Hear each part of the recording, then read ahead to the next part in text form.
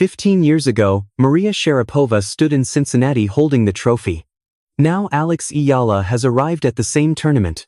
But this is not simply a story about a young player visiting a place where her idol once won. It is about how much can change between watching history and becoming part of it. Eala did not grow up inside one of the traditional tennis powers. She came from the Philippines, built much of her game thousands of miles from home, and watched players like Sharapova compete on stages that once seemed impossibly distant. Today, that distance looks very different. Eala enters Cincinnati ranked number 20 in the world. She is seeded number 17.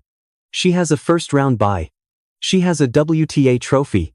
And for the first time, she arrives at this level, carrying something even heavier than ambition. Expectation. That creates the question, hanging over this tournament. Has Alex Eala truly reached the next level, or are we still watching the afterglow of one incredible rise? Because tennis can change quickly. One tournament can transform a reputation. 1 month can create enormous hype.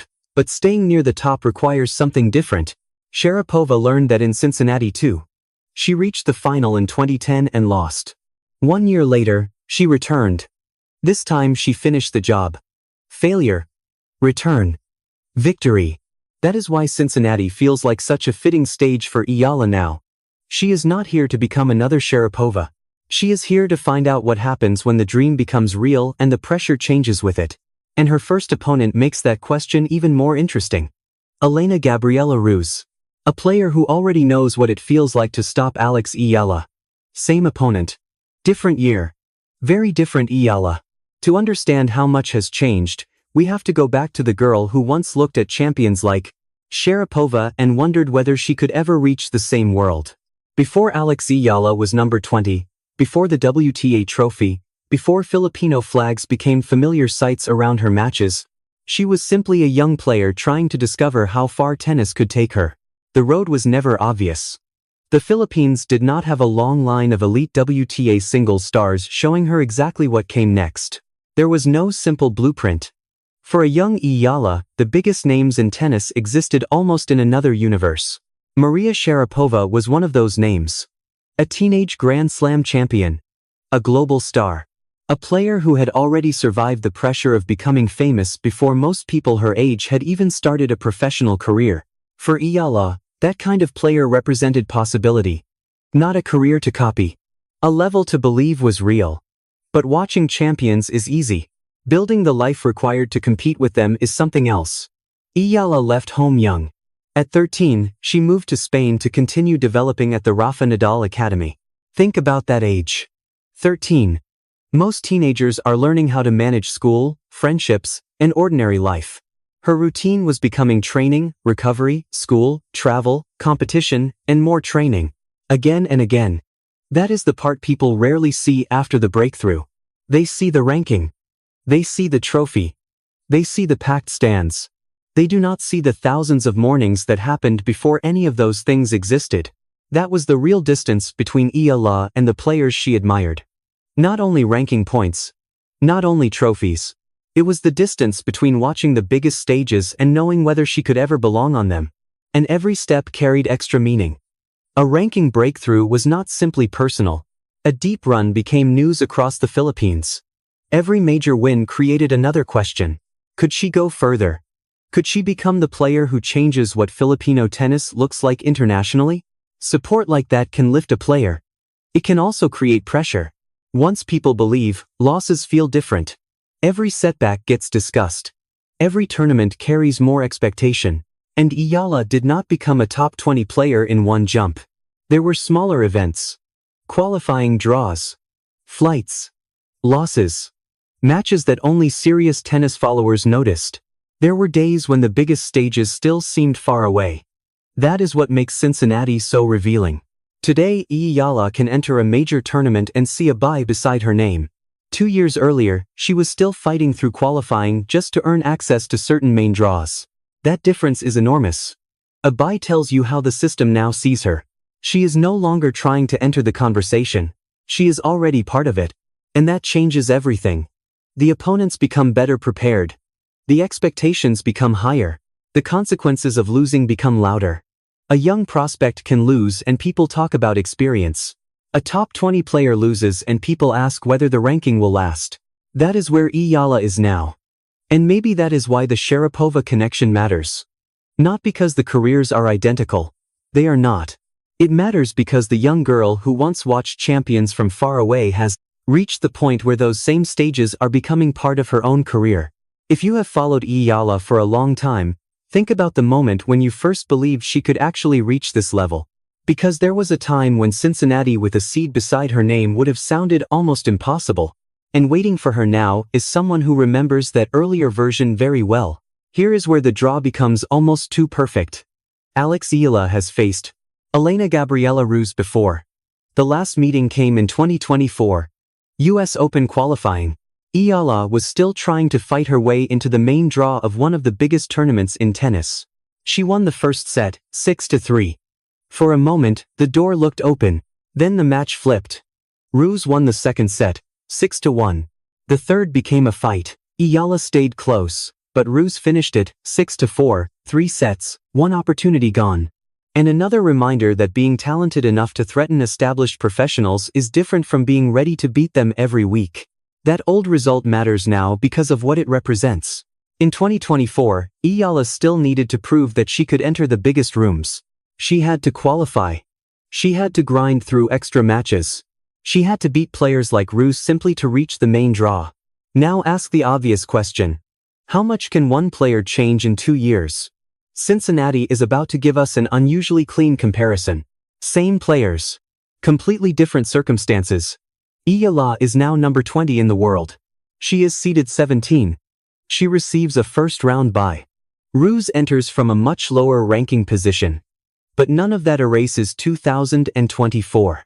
Tennis players remember. They remember serve patterns. They remember which rallies felt comfortable. They remember where an opponent became vulnerable. They remember what happened when a match became tight. Ruse has already beaten Eala once. So the real question is not whether the ranking changed. We know it did. The real question is whether the matchup changed. Then came Miami in 2025. That was the explosion. Madison Keys. Jelena Ostapenko. Iga Swiatek. Grand Slam champions. Players who understood the biggest stages. And Eala beat them. One by one, something that looked impossible began to feel strangely believable. A young Filipina suddenly found herself deep in one of the biggest tournaments outside the Grand Slams. For Filipino fans, it felt historic. For the wider tennis world, it created a new question. Who exactly is Alex Eala? Then came the harder question. Can she do this again? That is the dangerous part of a breakthrough. Tennis has seen spectacular weeks disappear before. A player catches fire. Confidence grows. The crowd joins in. Everything works for several days. Then the tour moves to another city. Different court. Different conditions. Different opponent. And the magic vanishes. One tournament can introduce you to the world. It cannot guarantee that the world will keep watching. Miami changed expectations around Eala immediately. Before Miami, a close loss to an elite player could be called progress. After Miami, everyone knew she could beat elite players. That sounds liberating. It can actually make life harder. Once you beat someone like Swiatek, people stop asking whether it is possible. They start asking when it will happen again. Every tournament becomes another examination. Every early loss brings doubts back. Was Miami real? Was it temporary? Could Eala repeat it once opponents knew what was coming? That was the next stage of the challenge. She was no longer chasing attention. She had attention. Now she had to survive it. The higher she climbed, the less room she had to hide. Opponents had more video. Coaches had more patterns. Players knew the left-handed serve. They knew the backhand could hurt them. They knew the crowd might be with her. The surprise factor was disappearing. Now Eala had to win against players who were preparing specifically for her. That may be one of the hardest transitions in professional tennis. Beating someone who underestimated you is difficult. Beating someone who spent hours studying how to stop you is harder. That is why Ruse matters. She represents the old Eala. The player still outside the main draw. The player still trying to prove that one strong set could become a complete victory. Cincinnati now puts that memory directly in front of the new Eala. Top 20. Seeded 17. WTA champion. First round bye. On paper, almost everything has changed. But paper does not play tennis. History does not disappear because the ranking changed. Miami proved Eala could shock the best. It did not prove she could live at this level every week. Then Washington happened. And suddenly, the question changed again. What if Miami had not been the exception? What if it had been the warning? Washington did not look like a player surviving on surprise. It looked like a player learning how to win after everyone already knew she was dangerous. That difference matters. At Miami, Eala could often play as the lower pressure player. Against established champions, the expectation belonged to the other side. If she lost, most people understood. If she won, the world reacted. Washington was different. By then, people knew her. Opponents knew her. Crowds were following her. Expectations had changed. And Eala kept winning. Then came Naomi Osaka. 4 Grand Slam titles. Former world number 1. One of the most recognizable players of her generation. For years, Osaka represented the kind of stage Eala was trying to reach. In Washington, Eala did not treat her like a monument, she treated her like an opponent. 6-4. 6-2. No third set. No desperate escape. Eala simply beat her. That result mattered because there is a difference between shocking a superstar and controlling a match against one. A few loose points can help create an upset. A lucky break can swing a set. But beating Osaka in straight sets, deep in a tournament, after the field already knows what you can do, is harder to dismiss. Eala was no longer sneaking through. She was advancing. Then came Jessica Pegula in the final. Another established star. Another major test. And this time, a trophy waited at the end. Eala lost the first set, 4-6. This could have been the familiar ending. Great week. Great experience. Respectable final. Then go home with another lesson. Eala refused that ending. She won the second set, 6-4. One set remained. One set for the first WTA Tour title of her career. One set for Philippine tennis history. One set to answer the question that had followed her since Miami. Could she do more than create upsets? Could she finish the job? Then came 6-0. Not 7-5. Not a tiebreak. 6-0. Against Jessica Pegula. In the deciding set of a final. That changed the meaning of the entire run. The biggest development was not that Eala could beat another famous player. We already knew that. The change was that she could finish a tournament. She could take pressure and continue moving forward. She could lose the first set of a final and still dominate the last one. When the final point ended, she had something she had never owned before. A WTA Tour trophy. 21 years old. A champion, and for Philippine tennis, a historic first at tour level. If you watched that final, think about the exact moment when it stopped feeling like another exciting Eala run and started feeling like something larger. For many people, that third set changed everything. Because now the comparison was no longer between a fan and a champion. It was between one champion from the past and another young player beginning to build her own path. That brings Sharapova back into the story.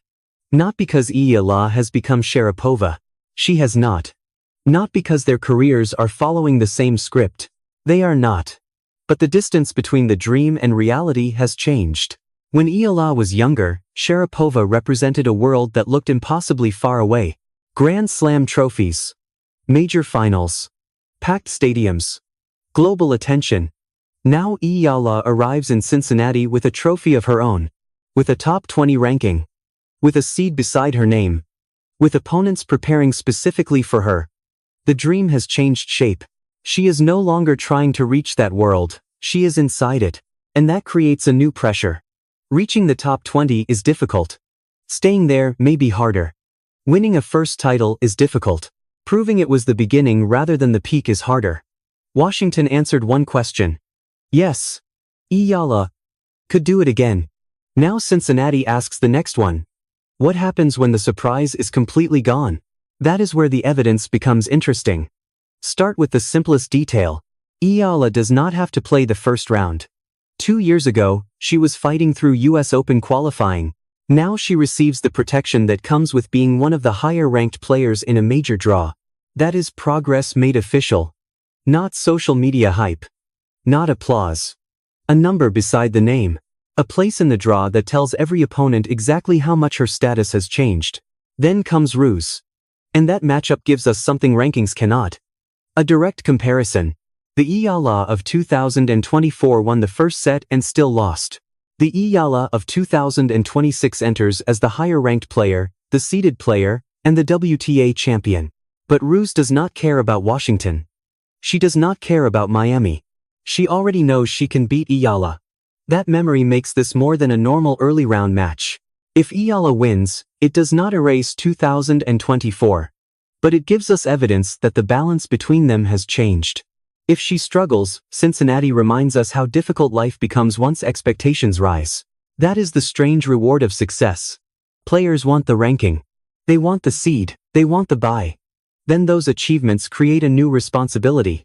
Now people expect you to beat players ranked below you. Now an early loss becomes a story. Now every match asks whether you truly belong where the ranking says you belong. There is another test too. Nothing stays hidden at this level. Opponents can study Miami. They can study Washington. They can study the serve patterns. They can study return position. They can study when Eala attacks and when she becomes vulnerable. The next stage of her career cannot depend on surprise. It has to depend on adaptation. Can she win after opponents prepare specifically to stop her? That is what Cincinnati can begin to show us. And this is where Sharapova offers perspective. She did not simply arrive in Cincinnati and dominate. She reached the final in 2010. She lost. She returned 1 year later. Another final. This time she won. Failure, return, adjustment, victory. Great careers are rarely built in one perfect week. They are built when a player returns to familiar pressure with a better answer. Eala now has her own version of that challenge. Ruse is not a championship final. The situations are not identical, but the principle is familiar. An old opponent. An old result. A new version of the player. That is what makes this Cincinnati appearance worth watching. It means Alex Eala has reached the point where inspiration is no longer enough. Now comes responsibility. When she was younger, Maria Sharapova represented the dream. A champion on television. A player lifting trophies on courts that felt impossibly far from Manila. Someone who showed her what the highest level of tennis could look like. But Cincinnati changes the meaning of that image. Because Eala is no longer watching from the outside. She is in the draw. She is number 20 in the world. She is seeded 17. She has a first-round bye. She has a WTA trophy. And she now walks onto these courts carrying something she never had as a teenager. Expectation. That may be the clearest sign of how far she has come. People are no longer asking whether Alex Eala can become good enough to compete with elite players. She already has. She has beaten Grand Slam champions. She has made deep runs at major WTA events. She has defeated Naomi Osaka. She has defeated Jessica Pegula. She closed a championship final with a 6-0 third set and walked away with her first WTA Tour title. So, the question has changed. Can she keep doing it? Can she turn one breakthrough season into something sustainable? Can she beat opponents who already know her game? Can she handle the pressure of being favored? Can she walk into Cincinnati with a number beside her name and still play with the freedom that helped create this rise? That is what makes Elena Gabriela Ruse such an interesting first test. 2 years ago, Ruse stopped her. Back then, Eala was still fighting for a place in the US Open main draw. Now she enters this meeting as the higher-ranked player, the seeded player, and the WTA champion. Same opponent. Different status. Different expectations. And maybe a completely different Alex Eala. That is why this story was never really about whether Eala can become the next Maria Sharapova. She does not need to. Sharapova already wrote her Cincinnati story. She reached the final. She lost. She came back. She won. And she left this tournament with a place in its history. Now Eala gets the chance to start building memories of her own. Maybe Cincinnati ends quickly. Maybe she makes a deep run. Maybe Ruse creates another difficult night. Maybe Eala changes the ending this time. That uncertainty is exactly what makes this chapter worth watching. Because we are no longer watching a young prospect hoping to reach the future. We are watching a player who has finally reached it, and now the future is demanding answers from her. And if you want to see what answer Eala gives next, stay with this channel, because Cincinnati is only one chapter, the US Open is still ahead, And every tournament from this point forward will tell us whether this rise is becoming something much bigger. 15 years ago, Maria Sharapova stood in Cincinnati holding the trophy. Today, Alex Eala arrives on the same stage with her own story still unfinished. She once watched history from a distance. Now, she has earned the chance to write some of her own.